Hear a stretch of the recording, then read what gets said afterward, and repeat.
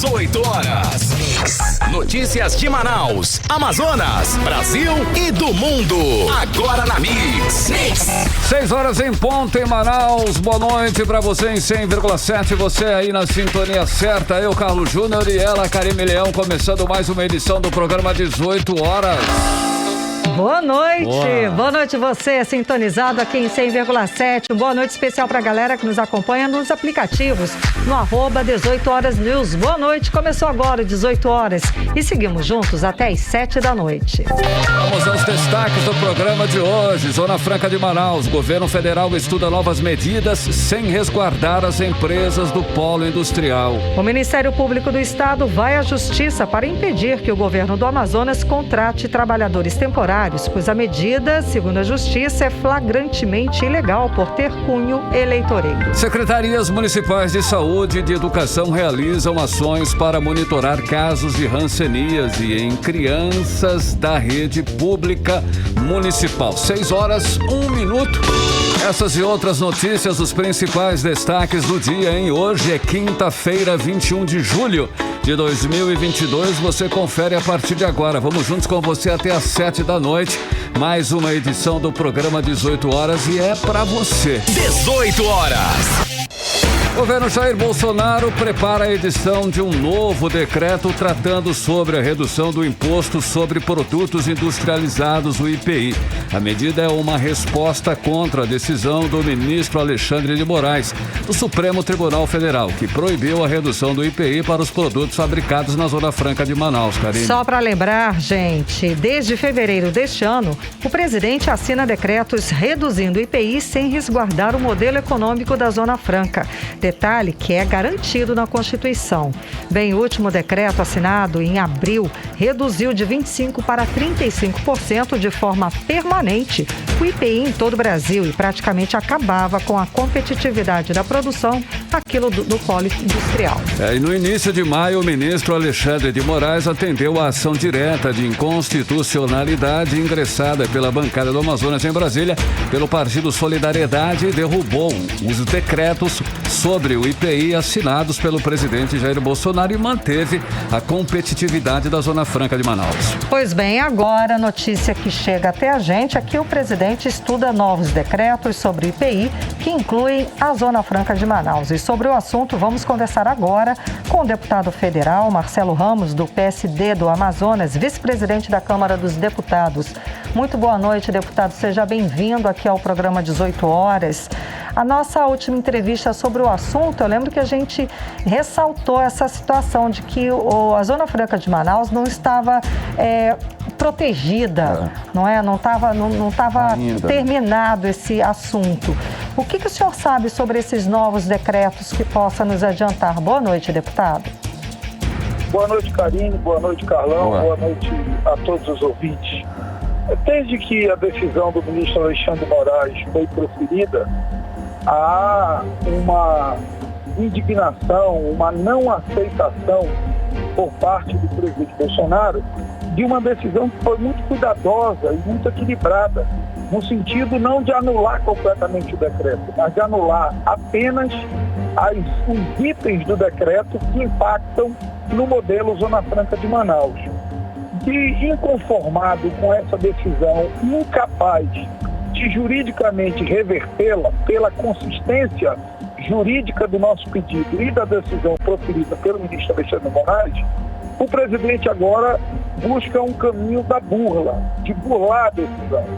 O Ministério da Economia publicou uma nota técnica em reunião com a Coalizão Brasil e nessa nota técnica sugeriu manter apenas os itens que representam aproximadamente 86% do produzido na Zona Franca de Manaus e desobedecer a ordem judicial ou tentar construir um acordo conosco para permitir que 16% dos itens produzidos na Zona Franca de Manaus pudessem ser afastados da liminar. Nós não concordamos com isso, e não concordamos porque dentro desses 16% está o concentrado de refrigerante, está boa parte de modelos de tablets, está boa parte de modelos de celulares. Isso significa o emprego de centenas, talvez milhares de amazonenses e de manauaras. E nós não vamos fazer acordo nesse sentido. E agora ele tenta burlar a decisão, publicando um novo decreto. Se ele fizer isso, imediatamente nós faremos uma reclamação ao Supremo Tribunal Federal para que a decisão do ministro Alexandre de Moraes siga integralmente mantida como ela tem sido até hoje. Sendo assim, como a bancada do Amazonas, deputado, pode trabalhar para proteger a Zona Franca de Manaus? Como seria?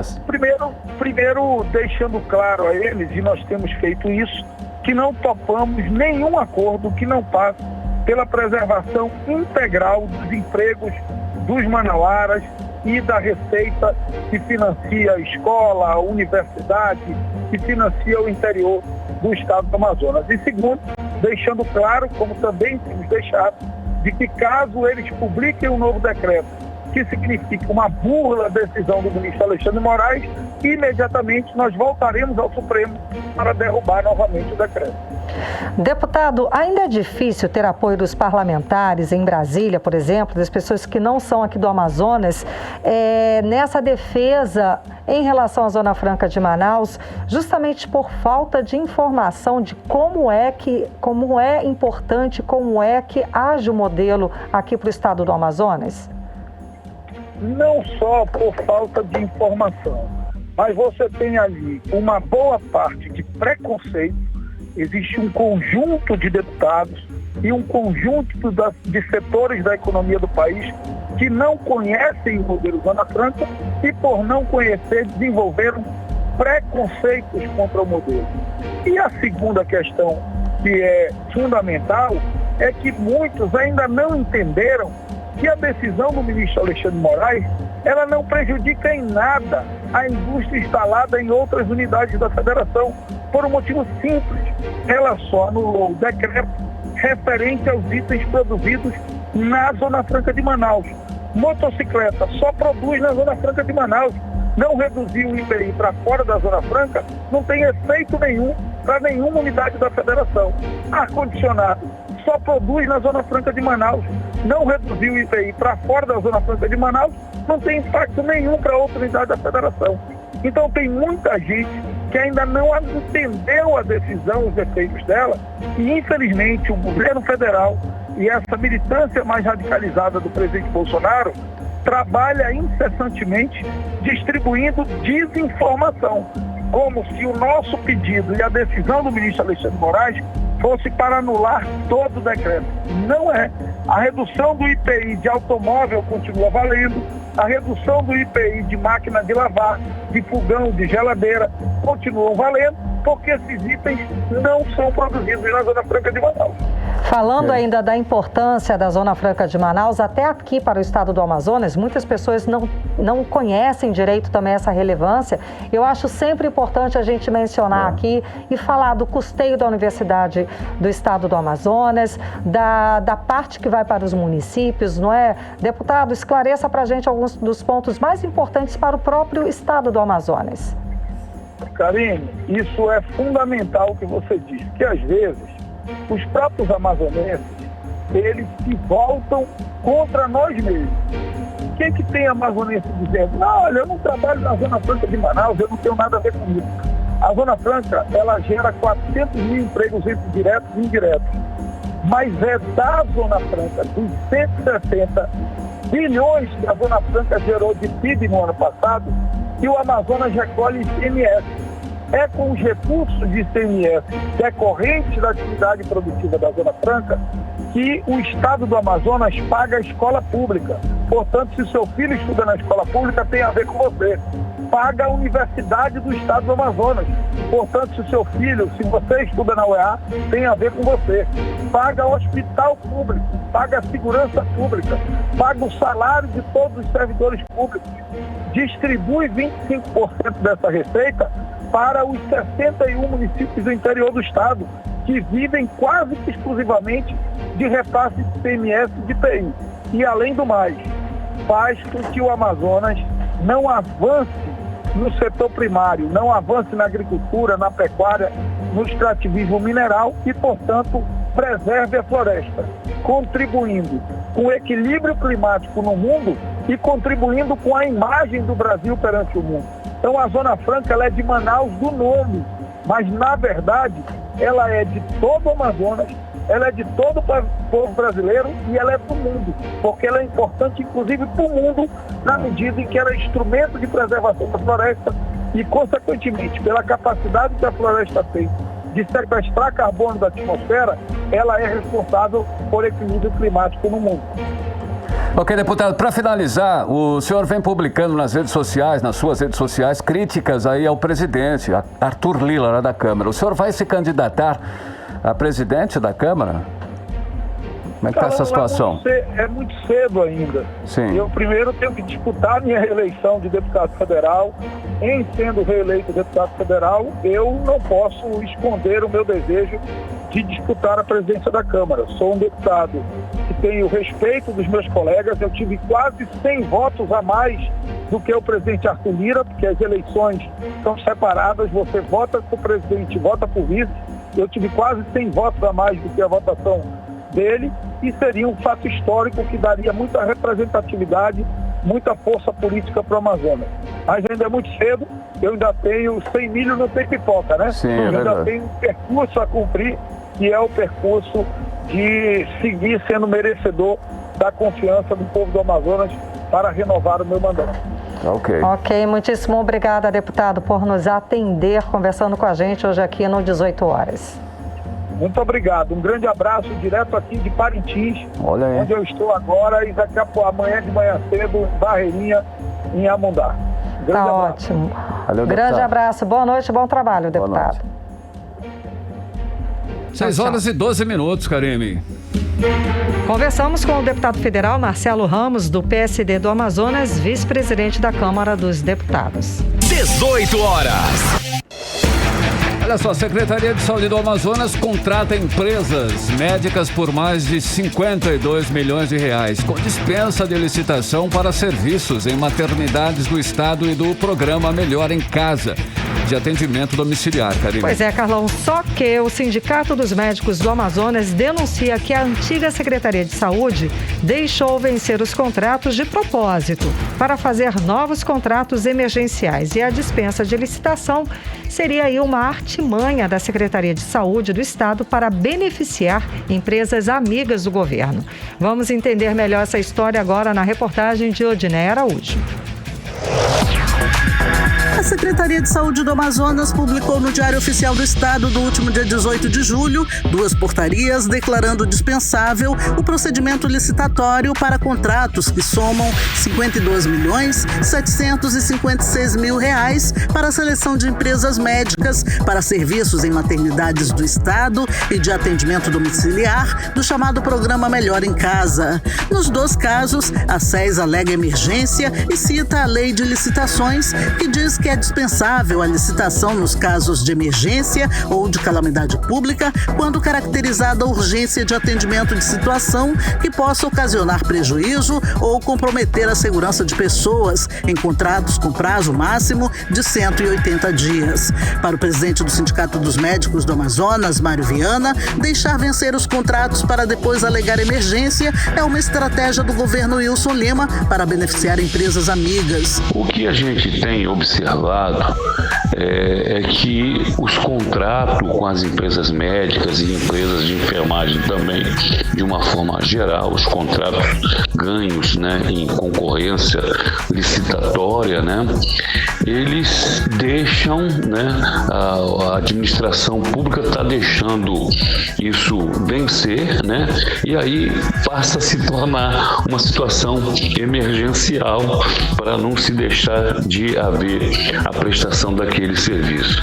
Então, é lógico que, no meu entendimento, né, me parece que há uma manipulação descarada, né, para que realmente se coloque aquelas empresas que têm alguma relação com o poder público de uma maneira geral, né? Além disso, o presidente do CIMEAM, Mário Viana, diz que é um outro agravante. Algumas empresas contratadas sem licitação pelo governo do Amazonas para a área de saúde nem sempre têm pessoas suficientes ou qualificação necessária para a prestação do serviço. Se faz, inclusive, o credenciamento de empresas que sequer, como eu já disse numa outra entrevista, o corpo clínico, né, os profissionais em número e qualificação necessária para desempenhar determinados serviços, né?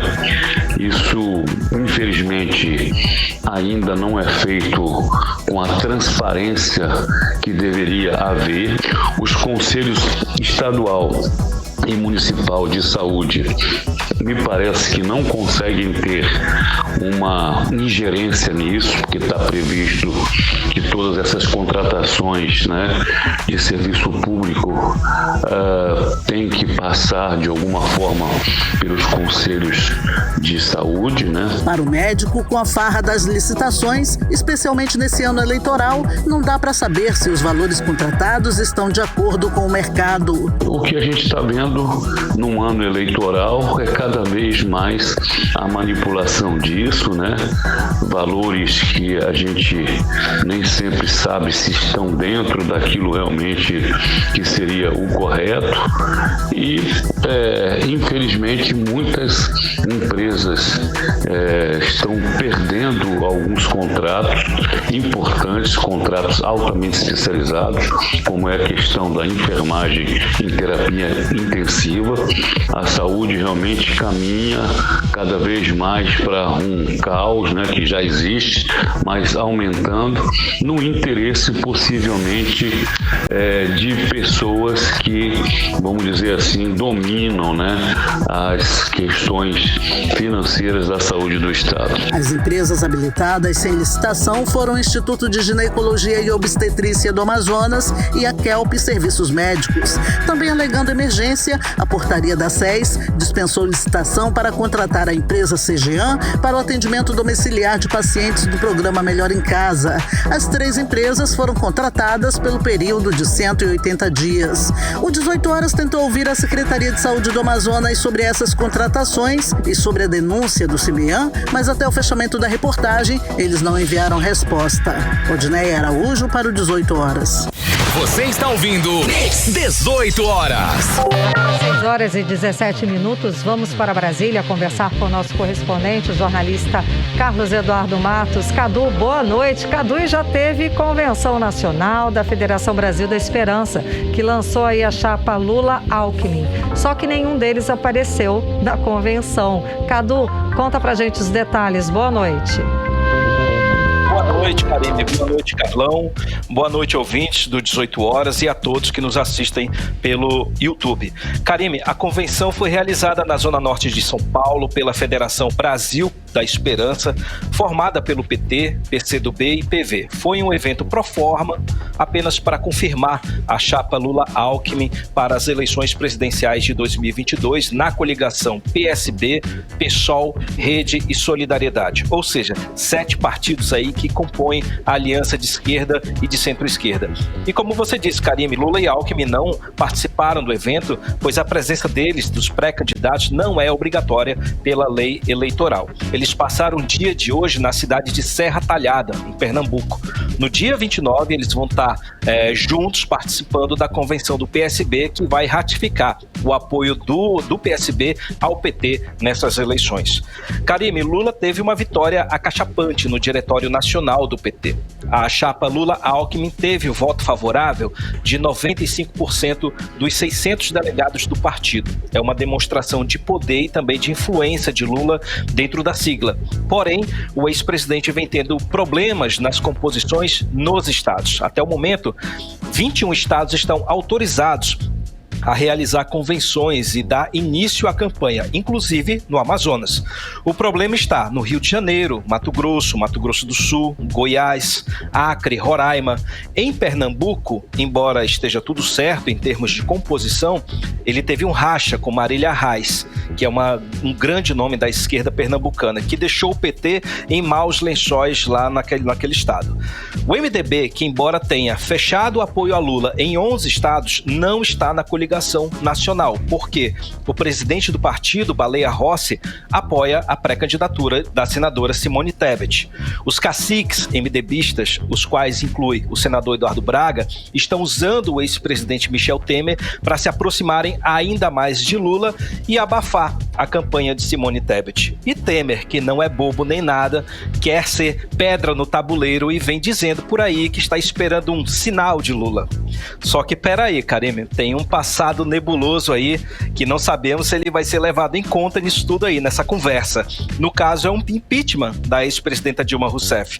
Temer teria sido o grande fiador desse processo. Hoje ele deu uma entrevista dizendo que se manteve distante do processo de impeachment, o qual ele se recusa a dizer que foi um golpe. E ainda disse que Dilma foi honestíssima. Vamos ouvir essa reviravolta aí. Não participei de golpe, coisa nenhuma, e nem acho que houve golpe. Às vezes eu digo isso, o Temer disse que não participou de golpe, então é porque houve golpe. Não houve golpe, não. Porque foi cumprimento da Constituição Federal. Para dizer o óbvio, basta ler a Constituição, está dito. Se o presidente cair, assume o vice-presidente. Tranquilo isso. Primeiro ponto. Segundo ponto, eu quero dizer que a senhora ex-presidente, às vezes fala em corrupção, não sei o quê, mentira. Ela é honesta, o que eu sei, o que eu pude acompanhar, embora estivesse à margem do governo, embora fosse vice-presidente, né? Mas ela não tem, eu quero atestar aqui, não há nada que possa apodá-la de corrupto ou coisa assim, né? Para mim, honestíssimo. Primeiro ponto. Você está ouvindo 18 horas.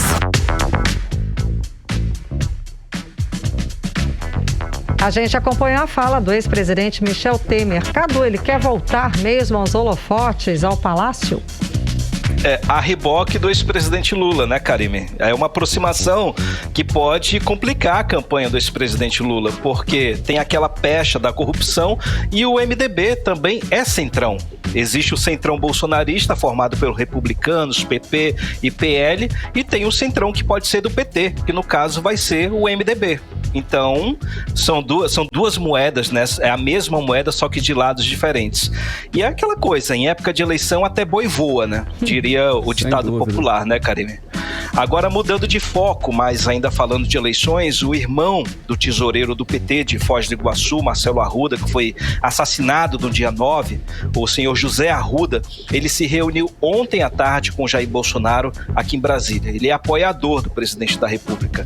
Esse encontro foi articulado pelo deputado federal Ottoni de Paula, que faz parte do núcleo duro do bolsonarismo lá na Câmara dos Deputados. O parlamentar disse para a imprensa que Bolsonaro teria pedido desculpas pela divulgação de informações falsas de que os homens que chutaram a cabeça do atirador, no caso o agente penal Jorge Guaranho, logo após ele ter sido baleado por Marcelo Arruda, eram da esquerda e que por essa razão formou-se aquela narrativa de que a esquerda é violenta. Com esse encontro, Karime e Carlão, Bolsonaro vem tentando minimizar o impacto desse crime sobre a imagem dele. E a estratégia do comitê de campanha agora, tardiamente, é lamentar o ocorrido e repudiar o ódio na política. Inclusive, Jorge Guaranho, segundo informações da polícia, ele acordou do coma e agora tem 10 dias para se apresentar à polícia. E o juizado da 3ª Vara Criminal de Foz do Iguaçu aceitou a denúncia do Ministério Público e agora ele passa a ser réu no processo por crime de homicídio duplamente qualificado por motivo fútil. Esse é o caso mais emblemático do ódio na política que assombra o nosso país. Karime e Carlão. Ricardo, sobre o Auxílio Brasil, o governo federal já não sabe se vai pagar o adicional de R$200 no início, agora do mês de agosto, conforme foi inclusive prometido. O que está acontecendo, Cadu? Carlão, depois da PEC Kamikaze, o governo havia prometido começar a pagar a partir do dia 9 de agosto, as primeiras parcelas do Auxílio Brasil nesse valor atualizado de R$600 e também começar a pagar os caminhoneiros e taxistas. Só que o governo vem encontrando obstáculos jurídicos para fazer os pagamentos. Por isso, apesar da portaria que foi publicada hoje no Diário Oficial, ratificando o adicional aí de R$200, o Ministério da Economia está preparando uma medida provisória para liberar os recursos recursos extras do Auxílio Brasil. É que essa liberação de verba precisa passar pelo crivo do Congresso Nacional. Ou seja, o governo anunciou precipitadamente que o repasse do Auxílio Brasil a R$600 seria pago no início de agosto. Então, amigo ouvinte que recebe o Auxílio Brasil, não fique surpreso se o pagamento começar a ser feito na segunda quinzena de agosto ou no início de setembro, porque o caso vai para o Congresso Nacional, que só volta no recesso no dia 2 de agosto e em ritmo lento por causa das eleições. Ainda assim, Carlão, o Ministério da Cidadania vem cadastrando novos beneficiários para o Auxílio Brasil. A meta é chegar a 20 milhões de pessoas, porque zerar a fila do Auxílio Brasil virou uma plataforma de campanha. Ainda falando de economia, Carlão, hoje o Ministério da Economia deu duas informações contraditórias.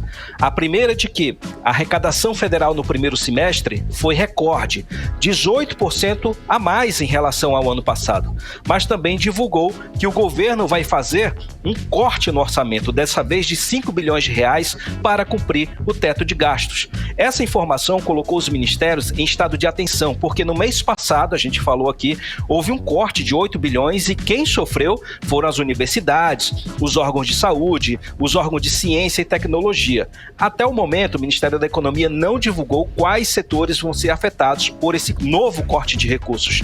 Vamos aguardar e ver se realmente vai acontecer esse corte, porque já que eles afirmam que houve aumento de arrecadação. É o Ministério da Economia falando dos dois lados. Carlão e Karime. Cadu, para finalizar, tem nova pesquisa eleitoral que aponta favoritismo do pré-candidato Lula com 44% das intenções de voto e Bolsonaro logo depois com 33%. Explica pra gente mais dados desta pesquisa, Cadu. Karime, saiu essa nova pesquisa de intenção de voto, agora da Exame, encomendada pela Ideia Investimentos. Na pesquisa estimulada, ela aponta a liderança de Lula, como você disse, 44% dos votos. Bolsonaro com 33%, então diferença aí de 11 pontos percentuais. Um resultado um pouco diferente da pesquisa Poder Data que a gente falou ontem, indicando uma diferença de 6 pontos entre Lula e Bolsonaro. Nessa pesquisa de hoje, ela aponta estabilidade dos dois pré-candidatos. Na pesquisa espontânea, Lula tem 36% e Bolsonaro tem 30%. Aí sim, diferença de 6 pontos percentuais. Essa pesquisa trouxe outras informações, Karime. Por exemplo, 48% dos evangélicos avaliam o governo Bolsonaro bom ou ótimo. 55% dos jovens entre 16 e 24 anos desaprovam o trabalho do presidente da República e 41% dos entrevistados disseram que Bolsonaro merece ser reeleito. No segundo turno, Lula tem 47% das intenções de voto e Bolsonaro tem 37%. Ou seja, Karime e Carlão, a possibilidade de vitória de Lula no primeiro turno vai ficando um pouco para trás, mas a vitória de Bolsonaro no segundo turno, segundo a pesquisa, ainda é improvável. Volto com vocês, Karime e Carlão. Obrigada pelas informações, Valeu, Cadu. Boa noite, bom trabalho. Saúde, sabedoria e coragem. Um beijo pra vocês. Tchau, tchau. 6h28, você era o melhor mix do Brasil. 18 horas. Ministério Público do Amazonas vai à Justiça para impedir que o governo do estado faça contratações temporárias de cunho eleitoreiro. São mais de 100 pessoas que vão trabalhar na regularização de terras antes das eleições e que foram selecionadas em tempo recorde. Pois é, Cadu e pasmem. Segundo o Ministério Público, a própria Secretaria Estadual de Cidades e Territórios admitiu que a rápida seleção foi para driblar a proibição da legislação eleitoral que proíbe que o governo do Amazonas de contratar pessoas antes das eleições. E quem explica melhor para a gente os detalhes é a repórter Odiné Araújo. Desde o último dia 12 de julho, está proibido pela legislação eleitoral a contratação de pessoas por parte do governo do estado e demais agentes públicos. Essas contratações, bem como demissões ou exonerações, só poderão ser feitas depois das eleições desse ano. Mas o governo do Amazonas tenta burlar a lei eleitoral com a contratação de 122 trabalhadores temporários para a Secretaria das Cidades e Territórios, de acordo com o Ministério Público do Estado. Essas pessoas vão trabalhar na regularização de terras pertencentes ao acervo fundiário do governo do Amazonas, com salários que variam entre R$ 2.200 e R$ 3.300, além de R$ 500 de auxílio alimentação. Para entender a artimanha do governo para enganar a lei, o edital de seleção dos candidatos foi publicado no dia 31 de maio e as inscrições foram realizadas entre os dias 4 e 8 de junho, ou seja, em 5 dias. No dia 1º de julho, o Diário Oficial do Estado publicou os nomes dos selecionados. São 48 para o cargo de assistente técnico, 37 para auxiliar administrativo e 37 para auxiliar operacional. A lista também traz 23 candidatos aos 3 cargos no cadastro reserva. O caso chamou a atenção do Ministério Público do Amazonas. O promotor de justiça, Antônio José Mancilha, convidou o secretário de Cidades e Territórios do Amazonas, João Coelho Braga, para uma audiência na sede do Ministério Público no dia 12 de julho. Na ocasião, o secretário do governo admitiu ao Ministério Público que o prazo de 5 dias para as inscrições foi justamente para driblar a proibição imposta pela legislação eleitoral quanto à contratação de pessoal por parte do governo do Amazonas antes das eleições. Ainda segundo o Ministério Público, o secretário disse também que o processo recorde não violou o princípio da eficiência, porque a pasta teria selecionado os mais eficientes dos 800 inscritos que tiveram o currículo selecionado, dentre eles advogados, engenheiros, assistentes sociais, topógrafos e arquitetos. Mas para o promotor de justiça, Antônio José Mancilha, a contratação desses temporários tem cunho eleitoreiro e é ilegal porque ocorreu através de procedimento precário que violou, sim, os princípios da publicidade, da isonomia, da juridicidade, da probidade, da moralidade, da impessoalidade, da eficiência e da boa-fé.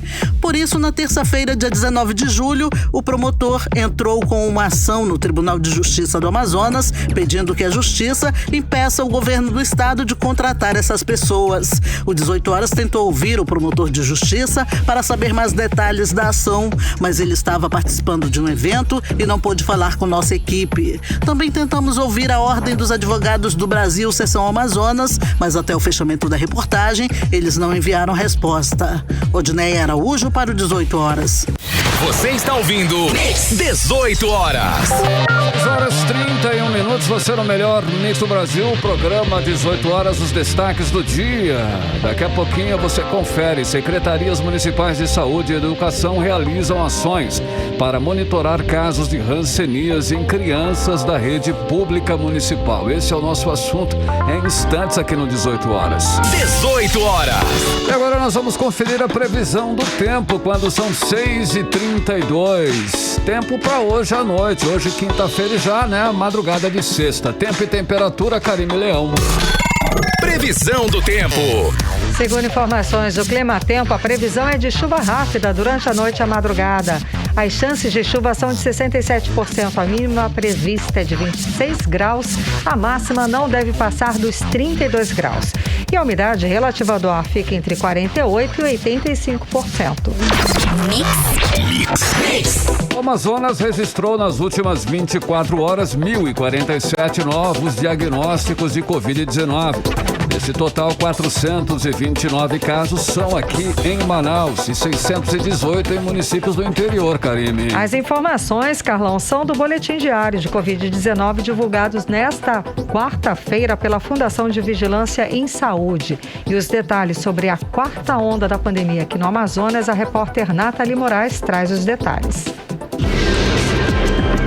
O Amazonas vive atualmente sua quarta onda de casos de Covid-19. Pelo terceiro dia consecutivo, o número médio de casos de coronavírus ficou acima de 1.000 casos. Nesta quarta-feira, foram confirmados 1.047 novos diagnósticos de Covid-19. Desse total, 429 são de Manaus e 618 em municípios do interior do Amazonas. Em 24 horas, também foi confirmada uma morte pela doença em Manacapuru. Outros 2 óbitos foram divulgados em Manaus, encerrados por critérios clínicos e epidemiológicos. O total de mortes pela Covid-19 no Amazonas desde o início da pandemia subiu para 14.202.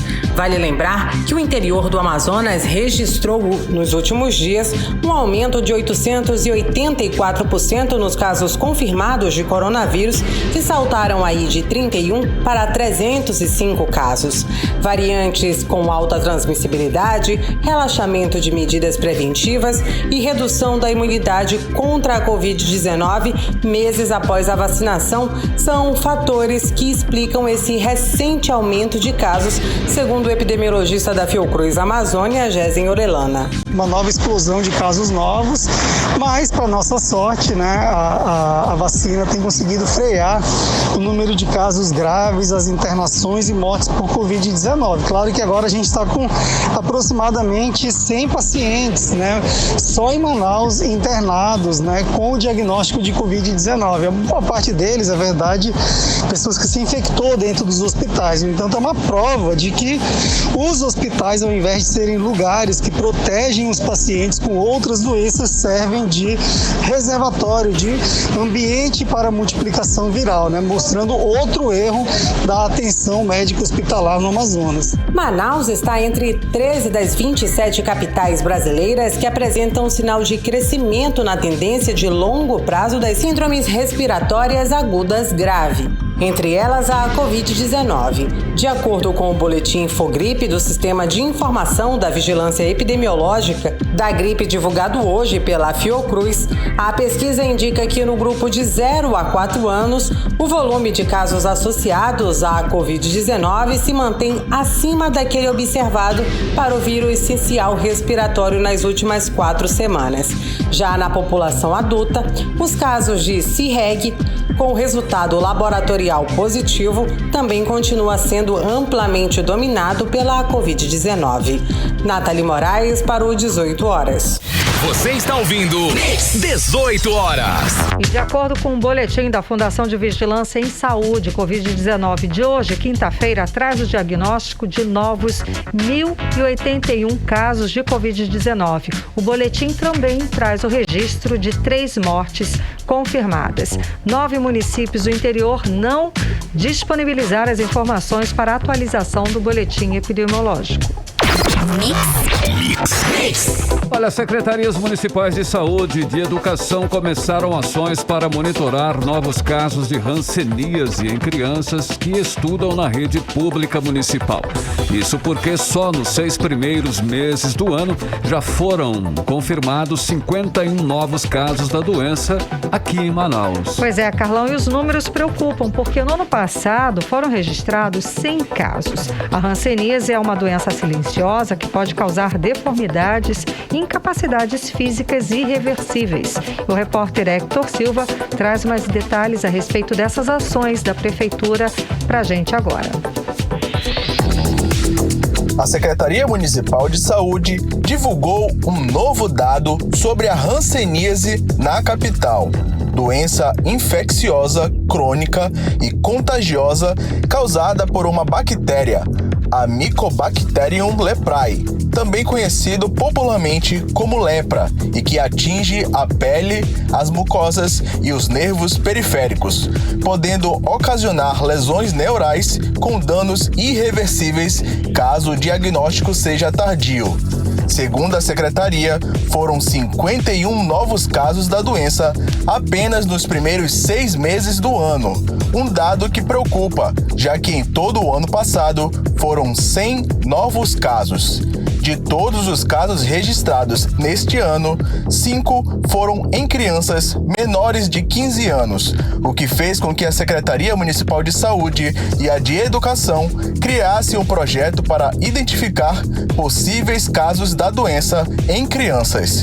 Segundo a chefe do Núcleo de Controle da Hanseníase da Censa, enfermeira Ingrid Santos, os profissionais da saúde e da educação criaram um questionário online e com orientações para que os pais analisem os filhos. A Secretaria de Saúde enviou os links para as plataformas da CEMED, da SEDUC e estão encaminhando-os aos grupos de WhatsApp dos alunos e dos pais para que eles possam receber o link, abrir, aceitar a entrevista e responder em relação às alterações na pele que possam estar sendo apresentadas no momento da entrevista. É importante o pai, a mãe, o responsável examinar seu filho antes de responder o questionário, para justamente facilitar na hora da resposta, já saber aonde é os locais que encontra-se a manchinha ou a área dormente da criança. Caso a família não tenha acesso à internet, as escolas poderão disponibilizar o questionário impresso, que os pais poderão preencher e devolver para a escola. Hector Silva para o 18 horas. Você está ouvindo 18 horas. Olha só, hein? O Festival Folclórico do Amazonas mudou de endereço. A partir de sexta-feira, os bois bumbás de Manaus vão se apresentar no Sambódromo. Atenção, hein? As apresentações acontecem a partir das 8 horas da noite com entrada gratuita. Ao todo, o evento conta com 6 bois nas categorias Master A e B, como explica a repórter Nathalie Moraes. Os últimos dias da 64ª edição do Festival Folclórico do Amazonas acontecem nesta sexta-feira e sábado com as apresentações dos bois bumbás de Manaus. A pedido da coordenação dos bumbás, houve uma transferência no local do evento, do Centro Cultural dos Povos da Amazônia para o Sambódromo, como explica o diretor-presidente da Manaus CUT, Alonso Oliveira. Isso em face da logística, a insalubridade, o grau de risco, tudo isso foi levado em consideração para que o evento possa ser realizado sexta e sábado no Sambódromo com toda a segurança. Nos 2 dias, os bois bumbás de categoria Master B vêm sendo representados pelo Tira-Prosa, Clamor de um Povo e Galante. Na Master A se apresentam os bois Brilhante, Corre Campo e Garanhão. O público poderá curtir, além das apresentações, um espaço gastronômico e de artesanato. A sinhazinha do Boi Corre Campo, Vanessa Costa, está ansiosa para a sua apresentação. A expectativa para a apresentação é sempre muito grande. Eu já tenho alguns anos aí à frente do item Sinhazinha da Fazenda do Boi Corre Campo. Sempre dá um friozinho na barriga e a expectativa para esse ano é maior que a de todos os anos, né? Porque passamos 2 anos sem ter esse contato mais próximo à nossa cultura, mais próximo às nossas raízes. O Centro Cultural dos Povos da Amazônia, antiga Bola da Soframa, cedia a programação do festival até hoje, com o início das apresentações às 8 da noite. Ao longo dos dias, o evento contemplou diversas danças folclóricas nas modalidades de dança regional, nacional, nordestina e internacional, tribo, quadrilhas, cômica tradicional, de duelo e também quadrilhas alternativas. Nathalie Moraes para o 18 horas. Você está ouvindo 18 horas. Agora em Manaus, 6 horas e 41 minutos, vamos falar sobre os bastidores da política local com a repórter Artemisa Gadelha. Artemisa, boa noite. Como a gente até já falou aqui no 18 horas, já foi dada a largada das convenções partidárias, né? Os partidos já estão autorizados pela Justiça Eleitoral desde quarta-feira para realizarem as convenções. Quem já definiu alguma coisa aqui no estado? Artemisa, conta pra gente. A Federação Cidadania PSDB, por exemplo, já definiu. Boa noite, Karime, boa noite, Carlão, boa noite a todos que acompanham o programa 18 horas.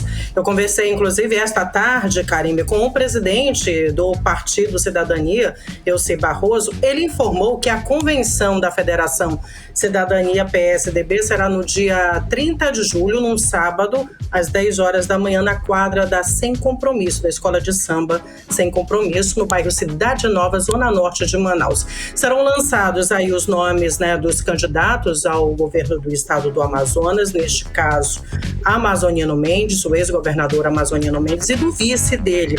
Até o momento se fala no nome do ex-deputado Humberto Miquiles. Bom, serão lançados também os candidatos a deputado estadual e federal. E para o Senado, o nome do ex-senador, ex-prefeito, e ele ainda é presidente do PSDB, Arthur Virgílio Neto. Já o União Brasil, do governador Wilson Lima, ele que é pré-candidato, né, à reeleição ao governo do estado do Amazonas, deve realizar a convenção no dia 5 de agosto, numa sexta-feira, mas ainda não há definição do local do evento.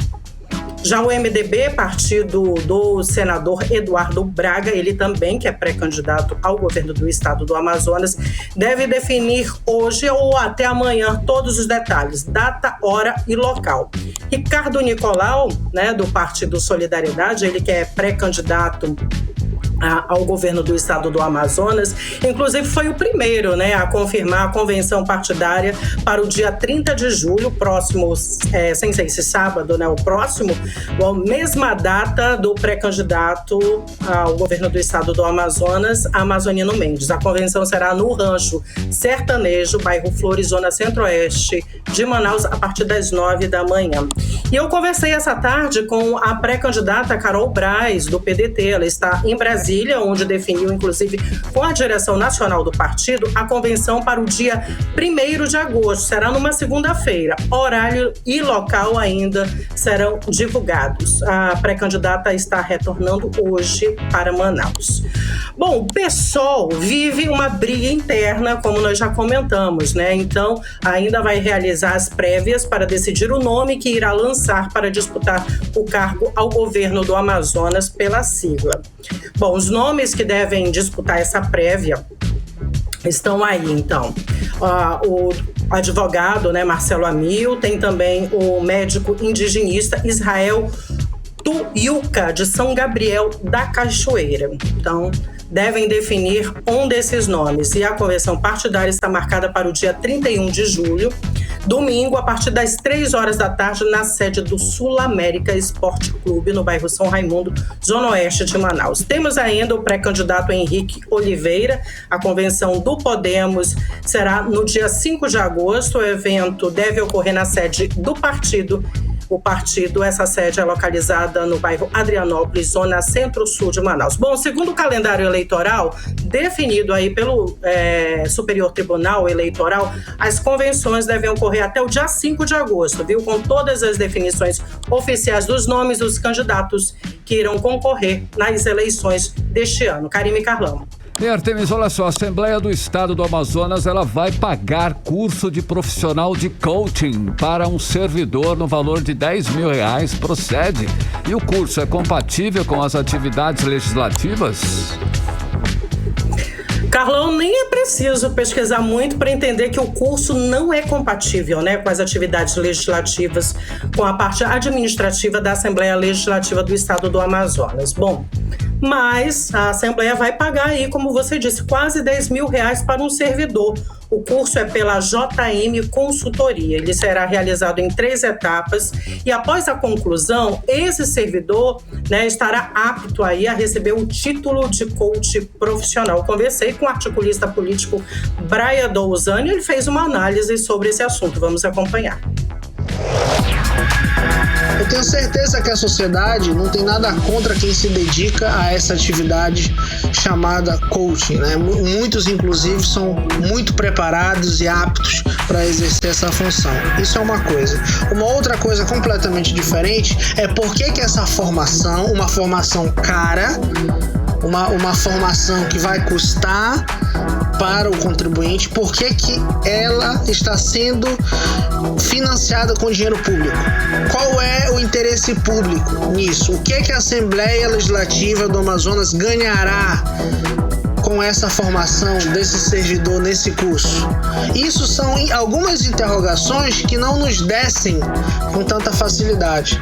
E num período de crise, num período que as pessoas passam fome, 1/3 da capital, Manaus, vive com R$300 por mês. E aí nós temos um servidor que vai fazer um curso de coaching de R$10 mil. Você está ouvindo 18 horas.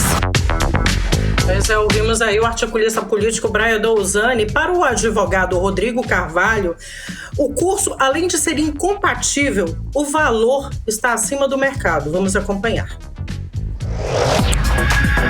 Você imaginar que o dinheiro público está servindo para a contratação de um curso no valor de quase R$10 mil para um servidor, com certeza, sem sombra de dúvidas, está fora dos objetivos da administração pública.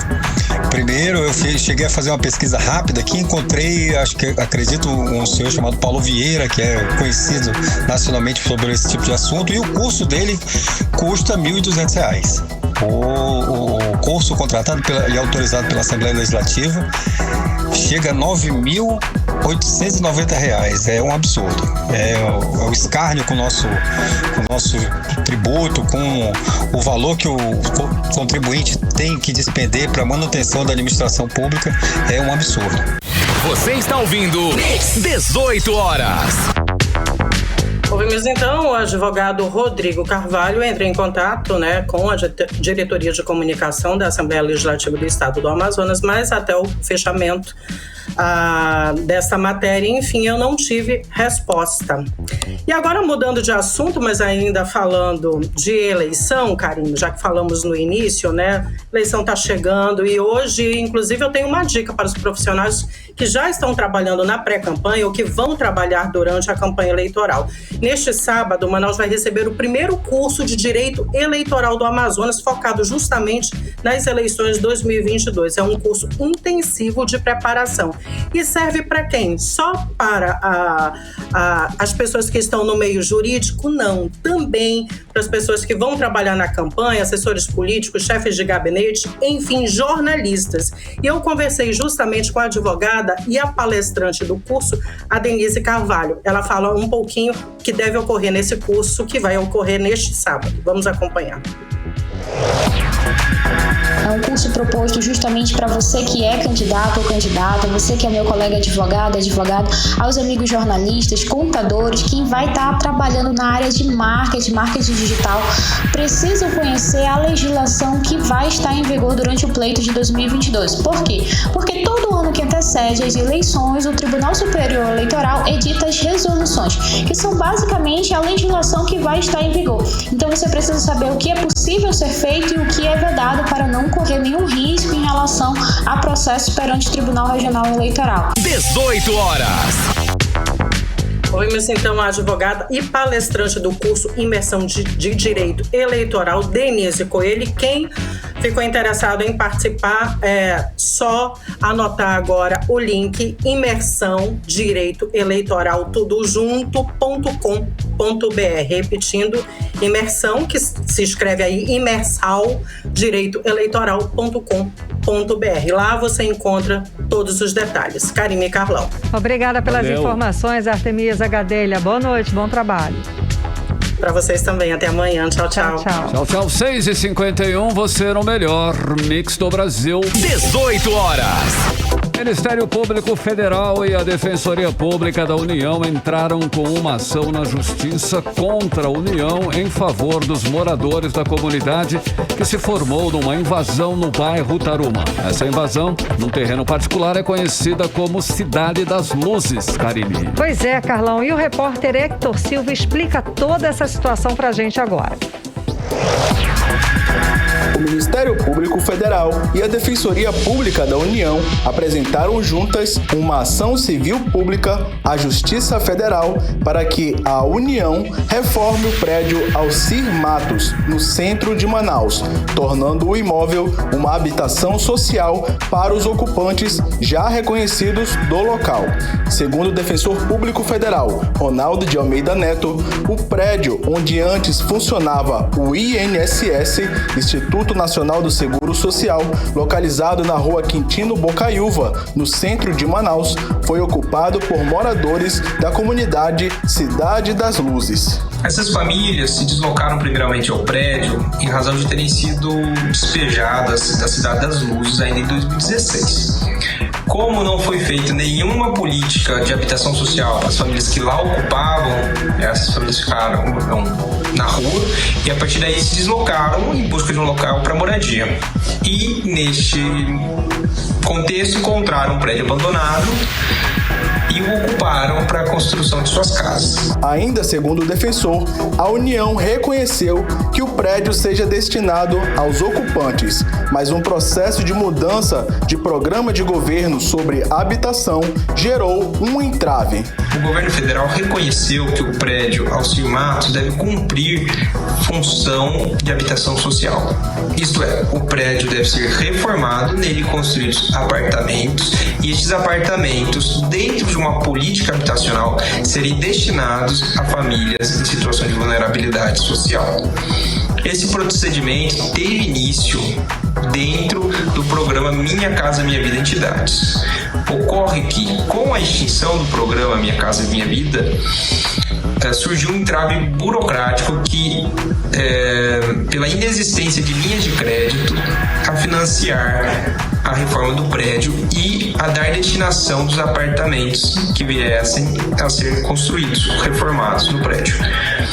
Dessa forma, as famílias ocupantes ficaram sem uma solução de sua situação, que dura desde 2016. Dessa forma, foi imprescindível a judicialização da situação pela Defensoria Pública da União e pelo Ministério Público Federal. A ação civil pública tramita na 9ª Vara Federal e pede que a União seja condenada a iniciar em 120 dias a reforma do prédio para a destinação do imóvel à moradia das famílias ocupantes já registradas e, caso sobrem vagas, de outras que estejam em listas de espera para habitação social.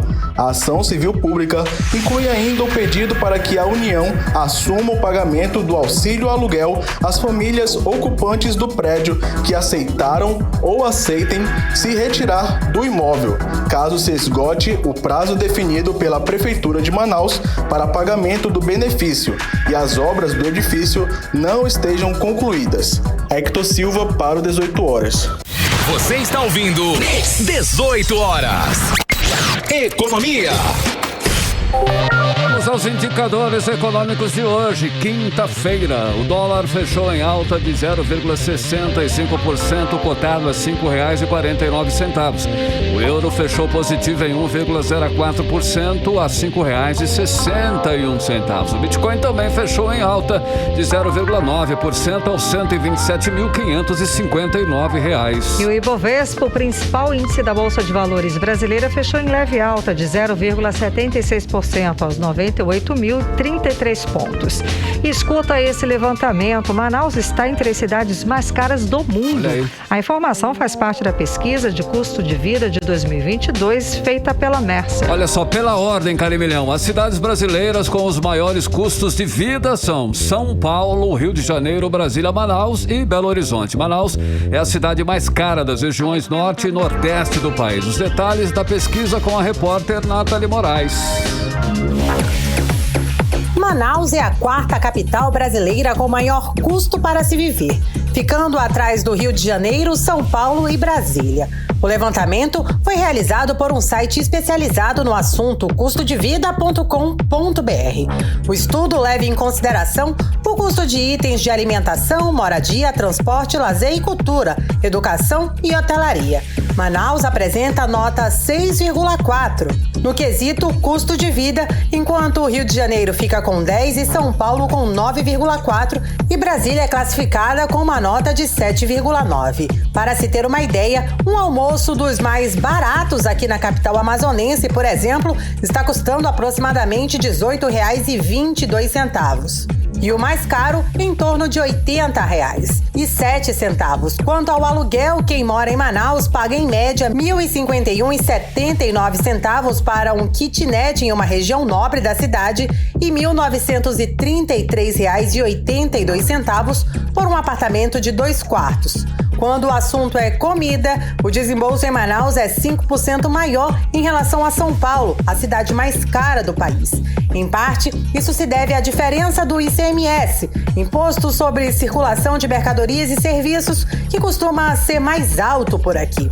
Outra explicação é a dificuldade logística. Distante dos grandes centros urbanos, Manaus paga um frete alto para receber produtos que não são fabricados na região, como explica o presidente do Conselho de Economia do Estado, o economista Marcos Evangelista. Manaus sendo ranqueada entre as 5 cidades mais caras para se viver no Brasil. Infelizmente, essa é uma realidade, afinal de contas, nós temos 2 impactos na nossa economia. O impacto da inflação do país, que isso não é só Brasil, é todo mundo, né? Mundial, a inflação mundial que nós estamos vivenciando hoje, e também a inflação regional. O que seria isso? Veja, tudo que se consome aqui na nossa mesa, na nossa casa, vem praticamente de fora. Então, quando a gente fala isso, nós estamos falando que para chegar o produto na sua mesa, ele só tem 2 caminhos: via aérea ou via marítimo, através das balsas. E nesse sobe e desce de preço de combustível, nós consumidores somos regionalmente prejudicados. Para o economista, a pandemia piorou e muito a situação das famílias manauaras, pois afetou diretamente os empregos e os subempregos. Por isso, é importante conversar com a família e economizar ao máximo todos os gastos. O segredo é você colocar seus gastos na mesa, negociar isso tudo com a família e, obviamente, procurar economizar ao máximo. Quando eu falo em economia, eu não estou falando só em economizar os gastos na casa. Estamos falando de uma economia de um modo geral. Afinal de contas, tudo que você conseguir, por exemplo, buscar preços em vários estabelecimentos e comprar mais barato, vai fazer um impacto aí nas suas finanças pessoais. Consequentemente, você vai conseguir pelo menos amenizar o impacto das inflações. As últimas posições com as cidades mais baratas para se viver estão as cidades de Teresina, no Piauí, Boa Vista, em Roraima, e Rio Branco, no Acre. Nathalie Moraes para o 18 horas. Você está ouvindo 18 horas. 7 horas em ponto. Seguimos para o editorial 18 horas.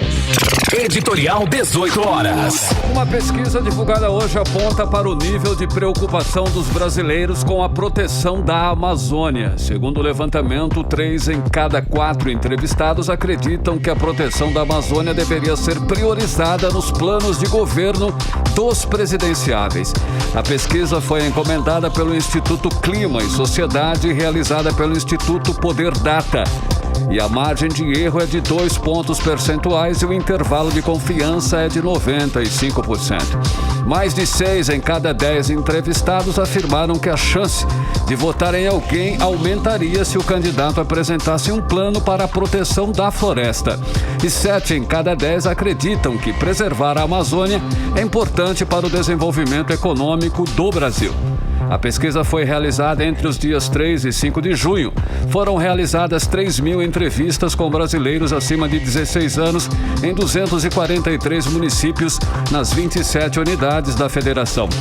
Para resumir, a pesquisa mostra que para 8 em cada 10 brasileiros é preciso conservar a Amazônia porque ela é a maior riqueza do Brasil. O resultado é um alento para o mundo inteiro e mais ainda para os que moram aqui na Amazônia. 18 horas. 7-1, Karine. Boa noite, um beijo, até amanhã. Até amanhã, continue bem, continue em 100,7. Você ouviu 18 horas. As notícias do Brasil e do mundo. De volta amanhã.